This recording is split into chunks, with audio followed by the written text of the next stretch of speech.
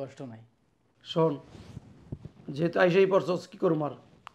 আর আসল কথা হইলো আমি যে একটা বাজেট করছিলাম, এই বাজেট আমার খরচ হয়ে গেছে গা। তাই আমার শ্বশুরে দিছে 1 লাখ টাকা, আমার শালিকে দিছে 1 লাখ টাকা, তোর ভাবিরে দিছে 1 লাখ টাকা, আমাদের টাকা নাই। যেহেতু আইসেই পড়ছস কিছু করি, এমন সময় আহস, এমন সময় আইসস। দেখ 6,000 আছে, তোর ভাগ্য ভালো।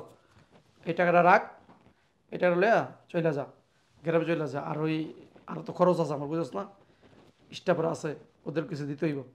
আচ্ছা ঠিক আছে, ভালো থাকিস, চলে যা তুই। 6,000 টাকা? হ্যাঁ, ঠিকই কইছেন। আমাদের জন্য গরিবে এই 6,000 টাকাই অনেক। আমার বড় ভাই ঈদের শপিং করার জন্য তার শ্বশুর শাশুড়িকে 1 লাখ করে দেয়, তার বউ শালিকে 1 লাখ করে দেয়। আর ভাই আর যেই মা 10 মাস 10 দিন গর্ভে ধারণ করছে, বুকের দুধ খাওয়ায় বড় করছে, লালন পালন করছে, নিজের না খেয়ে কষ্ট করে পরিশ্রম করে পড়ালেখা করাইছে, আজকে সেই মানুষের মতো মানুষ, সেই বড় ভাই, সেই সন্তান মাকে দেয় 6,000 ভাই, অনেক খুশি হয়েছে।